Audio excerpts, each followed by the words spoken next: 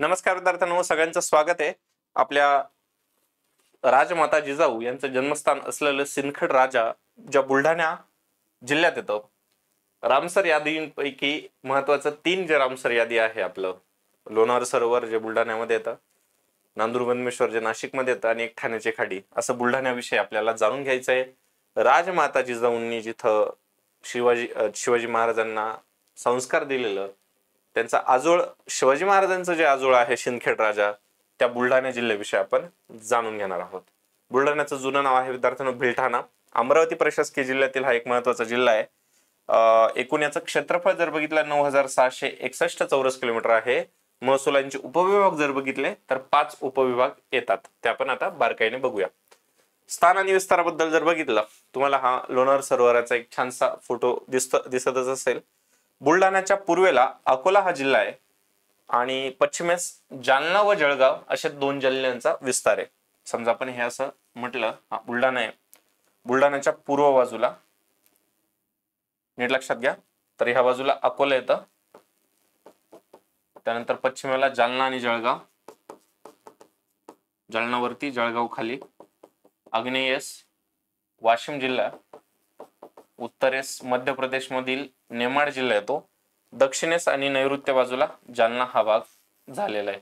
तर या दिशा ज्या आहे थोड्या कन्फ्युजन करत असतात, प्रॅक्टिस आणि व्यवस्थितपणे लक्षात ठेवायचं आहे.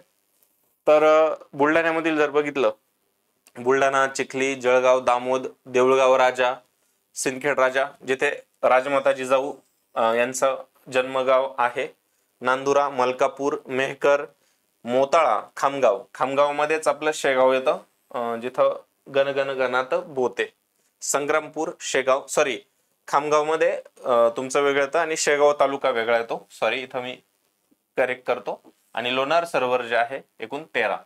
तर तुम्हाला कमेंट बॉक्स मध्ये नक्की उपस्थिती दाखवायची आहे की 13 जिल्हे असणारा आणखीन कोणता जिल्हा आहे जो बुलढाण्याच्या जवळचा आहे.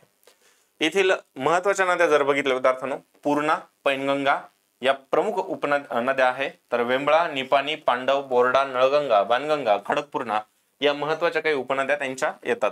तर प्रमुख पिकांपैकी ज्वारी, ऊस आणि कापूस. कापसाचं उत्पादन मोठ्या प्रमाणावर होतं आणि फळांमध्ये केळी येथे महत्वाचे आहे. हवामान थोडंसं उष्ण दमट या प्रमाणात येतं आणि वृक्षांचं प्रमाण इथं मॉडरेट आहे. बाकी आजूबाजूचे जे काही जिल्हे आहे त्यांच्यापेक्षा इथं जिल्ह्यांचं हवामान आहे जरा व्यवस्थित वाटतं बाकीच्या जिल्ह्यांपेक्षा, आलं लक्षात. तर पर्यटनाच्या दृष्टीने जर बघितलं, राजमाता जिजाऊंचं जन्मगाव सिंदखेड राजा, लोणार सरोवर हे रामसर यादीमध्ये समाविष्ट करण्यात आलंय. मग ते 2022 मध्ये करण्यात आलं का 2023 मध्ये, मला तेवढं कमेंट बॉक्स मध्ये नक्की सांगा, ठीक आहे. देऊळगाव राजा प्रसिद्ध बालाजी मंदिर आहे इथं. शेगावला संत गजानन महाराज, त्यानंतर ज्ञानगंगा अभयारण्य आहे तुमचं. जगातील 3ऱ्या क्रमांकाची उंच हनुमानाची मूर्ती 105 फुटाची आहे. सैलानी बाबा दर्गा, चिखली. आता हे चिखली कोकणातलं चिखली वेगळं आणि बुलढाण्यातील चिखली वेगळं, बरं का विद्यार्थ्यांनो, कन्फ्युजन नको, त्यामुळे क्लिअर असावं. मेहकर येथील ज्ञानगंगा अभयारण्य हे एक महत्वाचं आहे आणि तालुका संग्रामपूर मधील अंबाबरवा अभयारण्य महत्वाचं आहे. तर छोटे छोटे एमपीएससी आयोग पण आपल्याला आता छोट्या छोट्या प्रमाणातील काही प्रश्न विचारत असतात, त्यावरती तयारी आपली मात्र झाली पाहिजे. थंड हवेच्या ठिकाणापैकी बघितलं तर जळगाव, जामोद येथील तालुक्यातील भिंगोरा, अंबाबरवा हे एक महत्वाचं थंड हवेचं ठिकाण आहे. संत गजानन महाराजांचं समाधीचं जे काही भाग बघितलं विद्यार्थ्यांनो इथं, तर गणगण गणात बोते एक महत्वाचं आहे आणि शेगाव येथे एक महत्वाचं. आणि तुम्हाला माहिती असेल की निराभाव आणि निरपेक्ष भक्ती जिथे केली जाते ते म्हणजे संत गजानन महाराजांचं जे काही संस्थान आहे आणि संस्थानिकांमध्ये काम करणारे एकदम निरपेक्ष भावनेने व्यक्ती, आलं लक्षात. त्यानंतर श्रीरामांचं मंदिर पण या ठिकाणी आहे. एकूण जर क्षेत्रफळाचं बघितलं तर 9661 एकूण क्षेत्रफळ येतं. लोकसंख्या 25 लाखाच्या आता वाढलेली, ही 2011ची आहे. न्यायालयांच्या बाबतीत जर बघितलं इथं 15 न्यायालय वेगवेगळ्या तालुक्यांचं येते. पंचायती इथं 877 आहे. तहसीलींचा भाग जर बघितला तर एकूण 13 आहे. पोलीस स्टेशन इथं 33 येतात. आता आपण काही महत्वाचं घनता, कारण की आकडा आला तर आपल्याला तो महत्वाचा लक्षात ठेवावा लागेल पाहिजे. घनता, लिंग गुणोत्तर, त्यानंतर बाल लिंग गुणोत्तर, त्यानंतर नागरी लोकसंख्येचं प्रमाण, ग्रामीण लोकसंख्येचं प्रमाण, त्यानंतर तुमचं साक्षरता, अशी आकडेवारी आपण क्लिअर करून घेऊया, ठीक आहे. तर घनता जर आपण बघितली विद्यार्थ्यांनो बुलढाण्याची तर ती 855 आहे. सॉरी, बाललिंग गुणोत्तर येतं ते 855. आकडेवारी एकदा टॅली करा. लिंग गुणोत्तर जे आहे विद्यार्थ्यांनो इथं बुलढाण्याचं 934 आहे. 934 आहे. त्यानंतर आपण घनतेच्या प्रमाणात जर बघितलं तर 268. नागरी लोकसंख्येचं प्रमाण जर बघितलं, साक्षरता येते बुलढाण्याच्या विद्यार्थ्यांनो 82.1. ठीक आहे. नागरी लोकसंख्येचं प्रमाण जर बघितलं 21.2 आहे. आणि ग्रामीण लोकसंख्येचं प्रमाण जर बघितलं विद्यार्थ्यांनो इथं 78.8 आहे. तर ही आकडेवारी तुम्हाला जसं तलाठी किंवा बाकीच्या स्थानिक पातळीच्या ज्या काही परीक्षा असतात, कारण की हे लॉंग टर्म आपल्याला हे लेक्चर कधी ना कधी कुठं ना कुठं कामं येतात आणि त्या अनुषंगाने आपल्याला ही आकडेवारी घनता परत एकदा रिवाइज करून देतो. 268, लिंग गुणोत्तर 934 ऍज कम्पेअर टू 2011 ची लोकसंख्या घेतली तर. बाललिंग गुणोत्तर 855, नागरी लोकसंख्येचं प्रमाण 21.2, ग्रामीण लोकसंख्येचं प्रमाण 78.8, साक्षरतेचं प्रमाण 82.1. चांगल्या प्रकारे लक्षात ठेवा, क्लिअर कट करा. आलं लक्षात?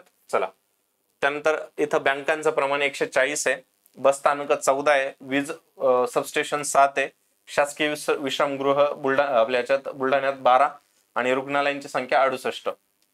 तर याचा जो काही एकूण विस्तार आहे तो आपण आता इथं मुद्दामून प्रत्येक याच्यामध्ये आहे ना तुम्हाला विद्यार्थ्यांनो थोडस ही एक्स्ट्रा ऍडिशनल माहिती बुलढाण्याच्या सोबत का सांगतो, कारण की तुम्हाला काही गोष्टी क्लिअर झाल्या पाहिजे. बुलढाण्याचं जे स्थान आहे आपण ही प्रॅक्टिस करायला विसरू नका चारही बाजूला.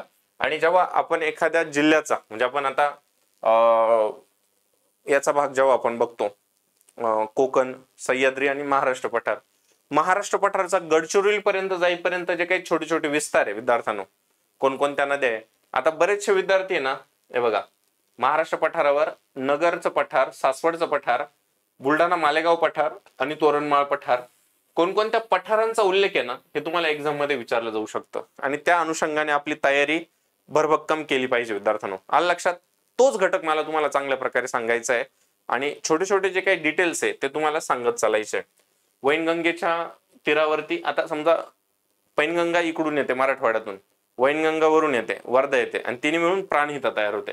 मग आता नेमकं वैनगंगा पैनगंगेच्या किनारी कोणकोणत्या आहे त्या नद्या वेगळ्या आपल्याला काढता आल्या पाहिजे, ती प्रॅक्टिस आपल्याला करता आली पाहिजे. आलं लक्षात?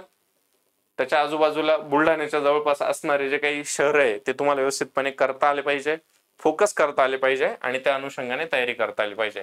तर प्रत्येक बुलढाणाकराने या कमेंट बॉक्सच्या खाली बुलढाण्याचा RTO कोड काय आहे तेवढं टाकायला विसरू नका. लाईक शेअर करायला विसरू नका. पॉझिटिव्ह कमेंट मात्र नक्की करा. आता घेतोय रजा. Take care. जय महाराष्ट्र.